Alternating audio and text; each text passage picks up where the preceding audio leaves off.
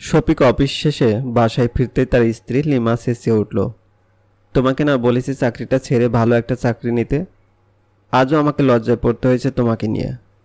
কেন?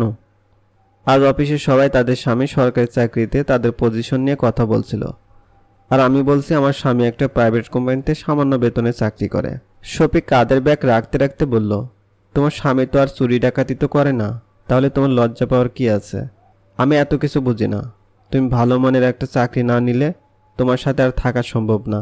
শফিক অবাক স্বরে বলল, আমার কি সরকারি চাকরির বয়স আছে?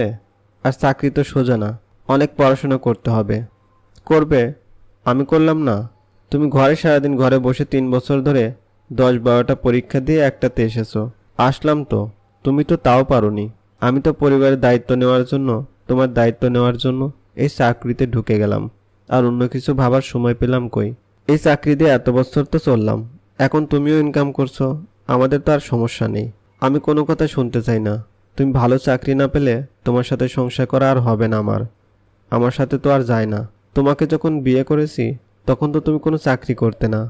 আমি তো তোমাকে কখনো আমার অযোগ্য ভাবিনি। নিজে কাজ করে তোমাকে এগিয়ে যাওয়ার জন্য বলেছি। এখন তুমি চাকরি করছো বলে আমি অযোগ্য হয়ে গেছি? এই চাকরি দিয়ে তো তোমার চাকরির ফর্ম কিনেছি, বই কিনেছি। আমার তো আমার চাকরি নিয়ে কোনো সমস্যা নেই। তোমার অসুবিধা হলে তুমি যেতে পারো, আমার কিছু করার নেই। কিন্তু যেদিন বুঝবে সংসার করতে সমান মানের চাকরি নয়, সমান মানের মন মানসিকতা লাগে, সেদিন ফিরে এসো। শফিক দীর্ঘশ্বাস ফেলে শফিক ফ্রেশ হতে চলে গেল। বেশ কিছুদিন পর একদিন লিমা তার কলিগ ফারজানার বাসায় গেল। তার স্বামী মনসুর সাহেব একটা উচ্চপদস্থ সরকারি কর্মচারী। লিমা ফারজানাকে জানিয়ে আসেনি। লিমা ঢুকতেই দেখল ফারজানাকে তার স্বামী জোরে একটা থাপ্পড় বসিয়ে দিল। লিমাকে দেখে ফারজানা খুব বিব্রত হলো, কারণ সে তার স্বামী নিয়ে খুব বড়াই করত। তার স্বামী রেগে বের হয়ে যেতে লিমা প্রশ্ন করল, আপনার স্বামী এত বড় একজন মানুষ হয়ে এমন ব্যবহার? ভালো চাকরি করলে কি আর সবাই ভালো মানুষ হয়? উল্টো এরা অন্যদের তুচ্ছ ভাবে। এদের কাছে কোনো সম্মানে আশা করা যায় না। এই লোকটা আমাকে আমার চাকরির জন্য কখনো সাহায্য করেনি। বিয়ের আগে থেকেই চাকরি করি বলে সে আমায় বিয়ে করেছে। তার যোগ্যতার সমান মেয়ে বিয়ে করেছে তা দেখানোর জন্য। আমিও তাকে বিয়ে করেছি এই জন্য, কিন্তু সুখ পাইনি। এত অপমান করে লোকটা। তার কাছে আমার চাকরি বা আমার পদের কোনো মূল্যায়নই নেই। মাঝে মধ্যে ভাবি, আমি আমার সম্মান বাড়ানোর জন্য উচ্চপদস্থ কর্মচারী না দেখে একজন উচ্চমনস্ক মানুষকে যদি বিয়ে করতাম, যে আমাকে নিয়ে গর্ব করবে, আমার সাফল্যে খুশি হবে, ব্যর্থতায় কষ্ট পাবে, তাহলে কত সুখী হতাম। বলে ফারজানা কান্না শুরু করে দিল। আবার লিমাকে বলল, তুমি অনেক লাকি। তোমার স্বামী তোমাকে স্টুডেন্ট অবস্থায় বিয়ে করে আজ এই পর্যায়ে এনে দিয়েছে।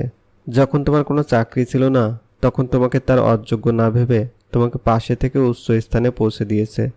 এই মানুষগুলো সত্যি অসাধারণ হয়, এদের হারাতে নেই। তাহলে জীবন কখনো তা মাপ করে না, কারণ এই মানুষগুলো আমাদের তখন গ্রহণ করে যখন আমাদের নিজের বলতে কিছুই থাকে না। চাকরি পরীক্ষার ফর্মটাও কিন্তু তাদের টাকায় কেনা হয়।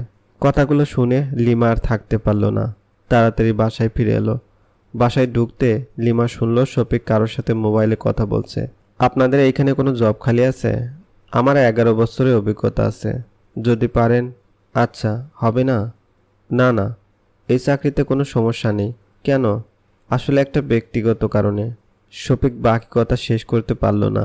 লিমা গিয়ে মোবাইলটা কেড়ে নিয়ে কল কেটে দিল। আরে কথা বলছি তো চাকরির জন্য। তোমার চাকরি ছাড়তে হবে না, তুমি যেমন আছো এমনি ভালো। তা কেন বলছো? কি ভাবছো আমি পাবো না? তুমি যেখানে স্বাচ্ছন্দ্য বোধ করো সেখানে কাজ করো। এতে আমার সম্মান কমবে না, আরও বাড়বে। কারণ আমি গর্ব করে বলতে পারবো আমার স্বামী আমাকে এই জায়গায় আসতে সাহায্য করেছে। শফিক অবাক হয়ে তাকিয়ে রইল। লিমার মুখে এমন কথা শুনে ওর খুব ভালো লাগছে। এই যে সামান্য কৃতজ্ঞতা মানুষকে কতটা সুখ দিতে পারে, সেটা শফিক এতদিন বুঝেনি। সরি, তোমাকে এতদিন আমি কষ্ট দিয়েছি, অপমান করে কথা বলেছি। আসলে আমি বুঝতে পেরেছি আজ তুমি আমার জন্য কতটা গুরুত্বপূর্ণ ছিলে। আর আসো, তুমি আমাকে আজকের আমি বানিয়েছো। শফিকের চোখ ছলছল করছে। লিমা শফিককে জড়িয়ে ধরতেই শফিকের চোখ বেড়ে পানি বেরিয়ে এলো। সংসারে উচ্চপদের চাকরি দিয়ে কখনো সুখের মাত্রা মাপা যায় না। সংসারে একজনের অন্যজনের উপর বিশ্বাস আর শ্রদ্ধার মাধ্যমে অন্যকে মূল্যায়নের মাধ্যম প্রকৃত সুখ আসে।